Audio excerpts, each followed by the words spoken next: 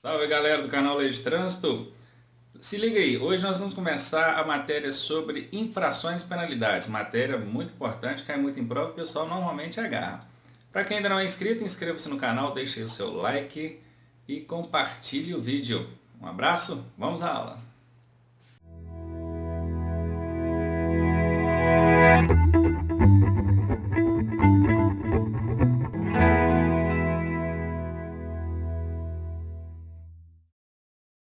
Olá! A partir dessa aula nós vamos falar sobre infrações e penalidades. Desliga esse celular, caneta e papel na mão porque essa matéria é difícil. Vamos começar conceituando alguns pontos. E o primeiro deles que nós vamos ver é sobre infração de trânsito. Infração de trânsito é a inobservância ou desobediência a qualquer preceito da legislação de trânsito, às normas do Código de Trânsito Brasileiro, do Conselho Nacional de Trânsito e regulamentações dos órgãos executivos de trânsito. Desobedeceu a legislação, desobedeceu as normas, está cometendo uma infração de trânsito. Esse é o condutor infrator, o condutor desobediente. Agora volta à tela que eu quero mostrar mais um detalhe. Prestem muita atenção nessa palavra infração. Cuidado para não confundir, tem pessoas que confundem com inflação. Vou escrever inflação aqui para vocês perceberem a diferença. Infração de infringir, de desobedecer, é com FRA, FRA. Inflação com FLA está relacionado à economia. Por exemplo, houve um aumento dos preços. Isso é inflação, o que não tem nada a ver com infração de desobediência às leis, às normas de trânsito aí. O próximo conceito aqui é sobre penalidades. Penalidades são sanções, punições previstas pelo Código de Trânsito Brasileiro, aplicáveis aos condutores infratores. O condutor foi desobediente, cometeu infração, está sujeito a ser punido e sofrer aí penalidades. Agora, você sabia, tá aqui, olha o logozinho do Você Sabia, olha que legal. Responsabilidade pela infração. Ela é do proprietário do veículo? Ela é do condutor? Ela é do embarcador, em caso de veículos de carga? Ou é do transportador? Então, a responsabilidade pela infração ela pode ser atribuída a qualquer um desses quatro personagens. É o seguinte, o proprietário do veículo sempre será o responsável pecuniário. O que é responsabilidade pecuniária? É responsabilidade de pagar a multa. Essa é a responsabilidade exclusiva do proprietário do veículo. O proprietário do veículo também é responsável por todas as infrações relacionadas ao veículo, estado de conservação, documentação, etc. e tal. O condutor, quando não é o mesmo proprietário, ele é responsável pelas ações praticadas na direção do veículo.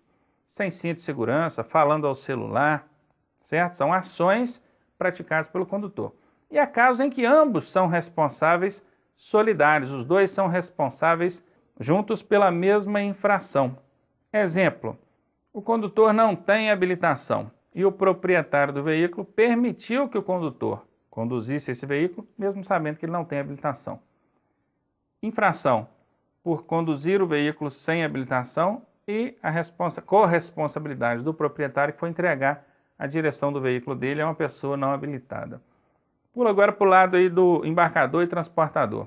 A responsabilidade será do embarcador quando ele for o único remetente, ou seja, a carga que está ali em cima é de um único embarcador. Se tiverem mais embarcadores, 2, 3, carga de pessoas diferentes ali, a responsabilidade é do transportador. E também há casos em que a responsabilidade são de ambos, dos dois. Por exemplo, quando o peso declarado ali na nota fiscal, o peso da carga, for superior ao permitido para o veículo, para aquele caminhão, observem que aí tanto o embarcador quanto o transportador tinham conhecimento sobre o excesso de carga e foram coniventes com a situação, portanto a responsabilidade aí é solidária, é dos dois. Pegaram aí? Continuando. A e T, auto de infração de trânsito. Ocorrendo infração prevista pelo Código de Trânsito Brasileiro, será lavrado, prestem bem atenção nessa palavrinha, o auto de infração de trânsito, no qual constará, isso aqui a gente vai ver daqui a pouquinho, esse no qual constará. Deixa eu só explicar para vocês o seguinte. É comum pessoas verem um agente de trânsito, um policial militar, ali anotando a placa de um veículo, fazendo algumas anotações e dizer que ele está multando aquele veículo. Vejam bem, aquilo ali não é uma multa, aquilo ali é um auto de infração de trânsito. O agente está relatando ali naquele auto o que aconteceu e vai encaminhar esse auto para a autoridade dar prosseguimento e chegar a uma possível aplicação de uma multa. E aquilo que ele está fazendo ali, ou preenchendo, chama-se lavrar. Então, lavrar auto de infração é isso. Pegaram aí?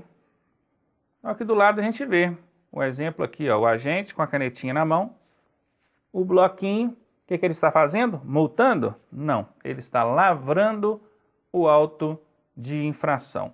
E o que precisa constar nesse auto de infração? Vamos colocar aqui um ponto de interrogação. Tipificação da infração cometida. O tipo da infração. Tipificação é o tipo. O que aconteceu? Estava sem cinto, estava falando no celular, excesso de velocidade, avançou o sinal vermelho. Qual é o tipo da infração? Isso precisa constar. Local, data e hora do cometimento da infração. Óbvio. Identificação do veículo, a placa do veículo. Identificação do agente fiscalizador. O agente também tem a numeração ali que o identifica e ele precisa se identificar no auto. E por fim, prontuário, vou colocar aqui, prontuário é o número da habilitação, né? E assinatura do condutor. Só que aí vocês vão prestar bastante atenção nesse finalzinho aqui, ó. Se possível. Por quê? Porque essas duas informações, tanto o prontuário quanto a assinatura, não são obrigatórios, tá? Não obrigatórios. O agente pode lavrar o auto de infração sem essas duas informações aqui. Vejam bem, essas 4 aqui de cima são obrigatórias, é imprescindível, ou são imprescindíveis essas informações aqui no auto de infração para que ele possa ter validade. Agora esse de baixo aqui não, até porque tem casos que não dá para poder parar ali o veículo para pegar o prontuário do condutor e a assinatura dele. E quando para e ele não tem habilitação, como é que vai colocar ali o prontuário dele? E quando ele não quer assinar? Entendendo que a pessoa não é obrigada a assinar o auto de infração de trânsito, e isso não muda em nada o processo. Tem gente que acha que o fato de assinar ali vai dizer que ele está concordando ou não. Absolutamente. O fato de você assinar o auto de infração só serve para uma coisa, que é para ficar comprovado ali no auto que você já está ciente da autuação. Não assinando, não vai mudar em nada, porque você vai receber a notificação via correio e vai ficar ciente do mesmo jeito. Então, mostrado aí, esses 2 últimos aqui, que é o prontuário e assinatura, não são dados obrigatórios. Eles vão constar se for possível. Prestem muita atenção nisso. Autoridade de trânsito. Eu vou até abrir aqui de uma vez, que é só para a gente ver aqui a comparação entre autoridade de trânsito e agente da autoridade de trânsito. A autoridade de trânsito é o dirigente máximo de órgão ou entidade executivo de trânsito, componente do Sistema Nacional de Trânsito. Aqui eu até coloquei um exemplo. O diretor do Detran é uma autoridade de trânsito. Agora, quem está lá na rua, o agente, o policial, ele não é autoridade de trânsito. Ele é agente da autoridade de trânsito. Então, pode ser pessoa civil ou policial militar, credenciada pela autoridade de trânsito para o exercício das atividades de fiscalização, operação, policiamento ostensivo ou patrulhamento. Então aqui nós vimos a diferença entre autoridade de trânsito e agente da autoridade de trânsito. Ainda falando sobre conceitos e definições, quem é competente para fiscalizar? Quem pode? Quem tem poderes para fiscalizar o trânsito? Aí vem, são competentes para lavrar um auto de infração, nós já sabemos o que é lavrar, é preencher. E já sabemos que auto de infração é aquilo que vocês entendiam como multa, né? Aquele bloquinho que o agente está preenchendo, aquilo não é multa, aquilo é o auto de infração de trânsito. Quem é competente para fazer aquilo? Servidor civil, seja ele do regime estatutário ou seletista, isso aqui, gente, é o regime de vínculo trabalhista desse servidor civil. Não vem ao caso Eu coloquei aqui só porque está lá no texto do código, certamente pode estar no manual de vocês, então eu coloquei.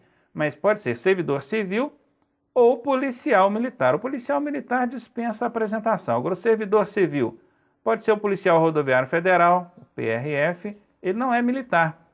Ele é um servidor civil, no caso aqui ele entra no regime estatutário. Tem também o agente de trânsito e agora até a guarda municipal, né? Também já está autorizado a fiscalizar trânsito. Então nós vimos aí quem é competente para fiscalizar o trânsito, servidor civil ou policial militar. Arquivamento do AIT. Nós já vimos agora o que é AIT, auto de infração de trânsito, aquilo que o agente preenche, lavra quando ele vê algum condutor cometendo infração.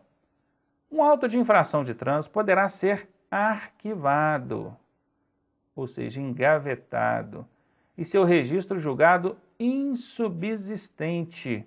A autoridade de trânsito recebeu o auto de infração lá e, analisando, considerou insubsistente. Quando que isso pode acontecer? Pontinho de interrogação aqui para nós. 2 casos, tá, gente?